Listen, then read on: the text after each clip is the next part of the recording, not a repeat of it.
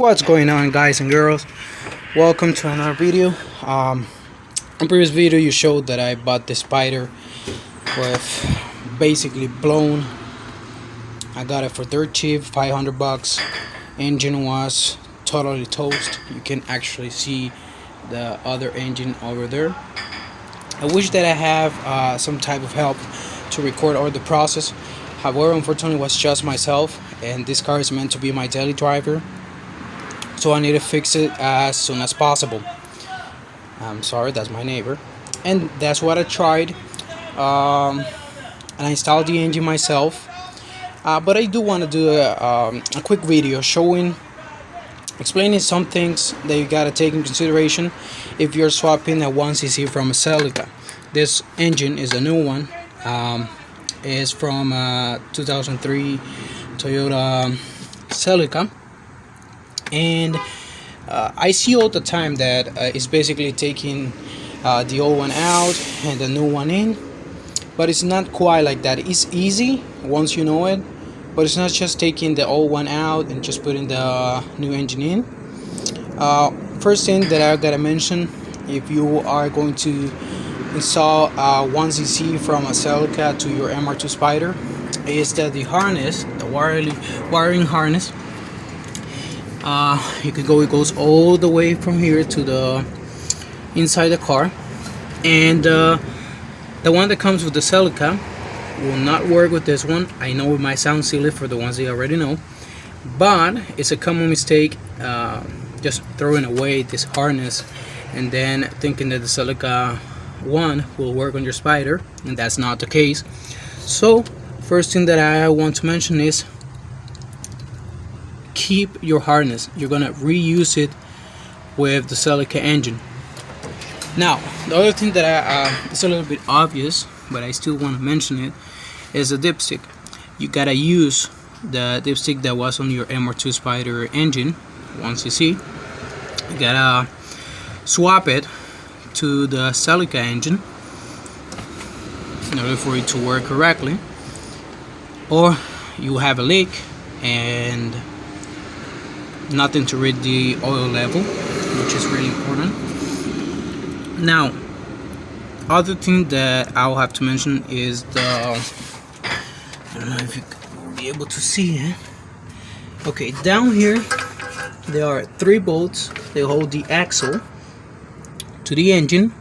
Now, before I started this swap, I thought that only the MR2 Spyder 1cc FED had the 3 holes for the axle.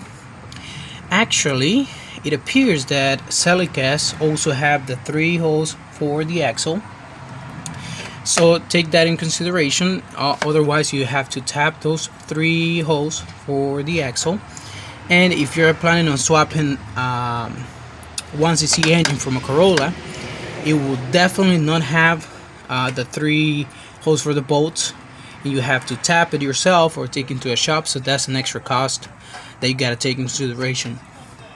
Another thing that you cannot use from the Celica engine is the fuel rail, because the Celica one will be facing this way, and the MR2 one, as you can see, is facing the other way and going down, so will not be able to reuse the fuel rail from the Celica. Now, regards the installation, what worked for me, and keep in mind that I did all the work myself, no one helped me with this, and the easiest way that I found to install the engine is actually dropping the car all the way down to the engine, and not the engine to the car. So what I use is this guy right here that we like to call Willie.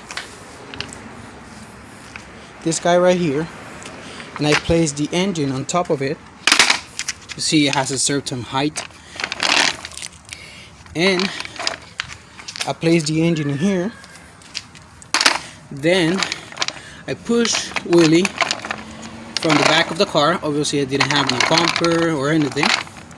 And then once the engine was in position, I dropped the car, I I actually use the engine jack to hold the car, and I drop the car all the way from to the engine. This was the easiest way for me. That way I could just bolt this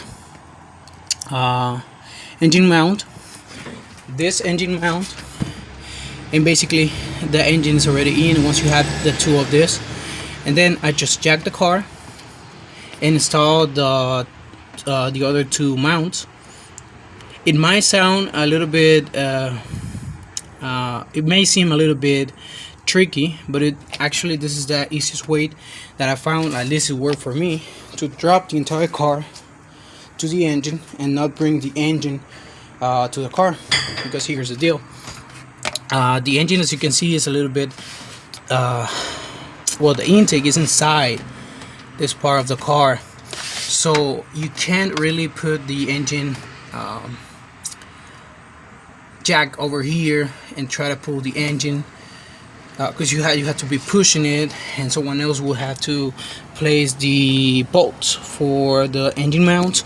So the only thing that worked for me, working by myself, was to get the engine on wheelie, drop the car to the engine level, then just bolt the engine mount, and then raise the car and continue from there. Now, one thing that I also have to mention, be very careful with the grounds, because it's very easy, once you have them out, it's very easy to get a little bit confused. You might connect the one that goes to the fuse box on the other side. So my recommendation, don't make the same mistakes as I did. Take a picture on how they are before you remove the engine, and that way you can guide yourself when you have all the harness ready to be connected, all the grounds ready to be connected. And just a quick video explaining the steps that I followed to swap the engine. That engine had a hole in the block.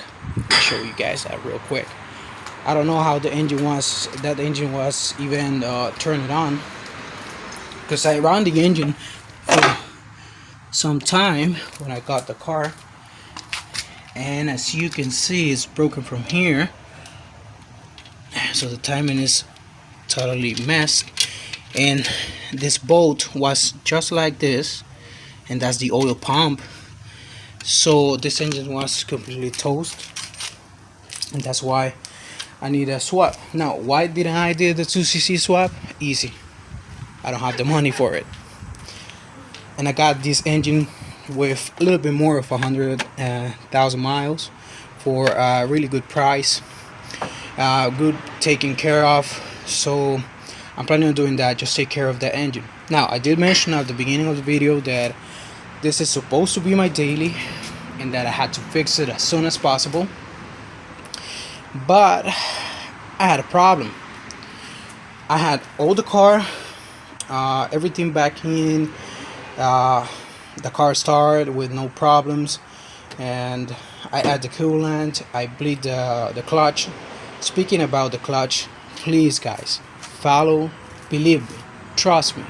I know some already know this, but when you're removing the engine, make sure that you leave the slave cylinder connected to the line, because these cars are an absolute pain in the ass to bleed the clutch. So just leave the slave cylinder connected to the line, unbolted, and before removing the engine.